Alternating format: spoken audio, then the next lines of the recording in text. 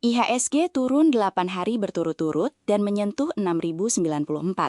Bukan karena pasar global melemah, melainkan karena satu kebijakan domestik mengubah ekspektasi pasokan komoditas secara menyeluruh.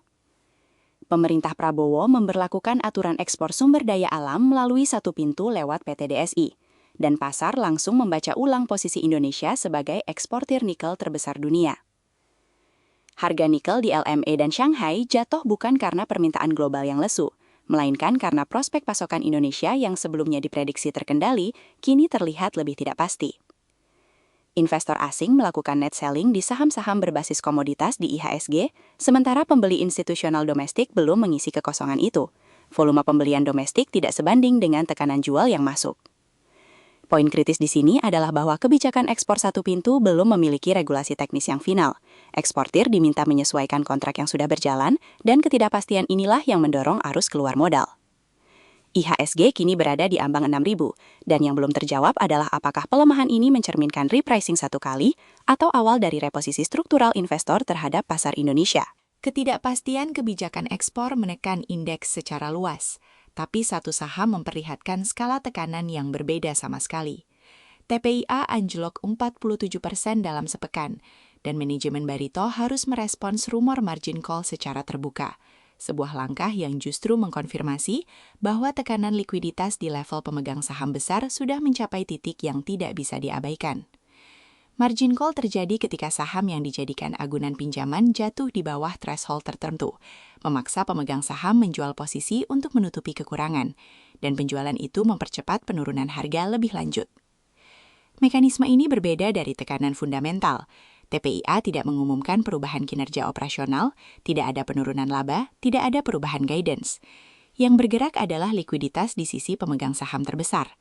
Arus jual yang mendorong TPIA turun 47% bukan berasal dari investor retail yang panik atau asing yang keluar. Ini adalah forced selling dari pihak yang terikat kewajiban agunan. Artinya, recovery TPIA tidak hanya bergantung pada sentimen pasar membaik, tapi pada apakah posisi agunan tersebut sudah selesai diselesaikan atau masih berlanjut. Pertanyaan yang tersisa, seberapa besar exposure margin call ini menyebar ke emiten lain yang belum diumumkan secara publik? Tekanan di IHSG dan TPIA terjadi bersamaan dengan rupiah melemah ke Rp17.667 per dolar AS. Dan kedua tekanan ini memiliki sumber yang sama, tapi bekerja melalui jalur berbeda. Risalah FOMC menunjukkan mayoritas pejabat Federal Reserve mempertimbangkan kenaikan suku bunga jika inflasi AS tetap di atas 2%, dan pasar langsung memperpanjang posisi dolar. Rupiah terjepit dari dua arah, tekanan eksternal dari ekspektasi Fed yang lebih hawkish, dan tekanan internal dari investor yang menghindari risiko setelah kebijakan ekspor SDA diberlakukan. Bank Indonesia telah menaikkan BI rate sebagai respons terhadap tekanan rupiah sebelumnya, tapi pasar skeptis terhadap efektivitasnya.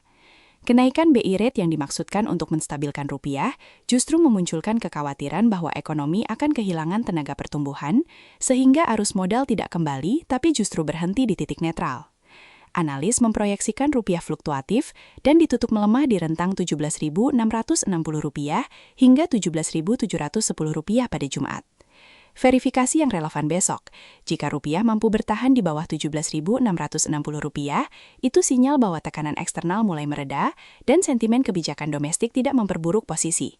Jika justru menembus Rp17.710, maka kombinasi Fed hawkish dan ketidakpastian kebijakan ekspor SDA akan menekan IHSG lebih dalam lagi, dan ambang 6.000 yang sudah dekat akan menjadi pertaruhan nyata. Setiap hari setelah penutupan, kami menerbitkan ringkasan pasar dan analisis isu utama. Berlangganan channel ini.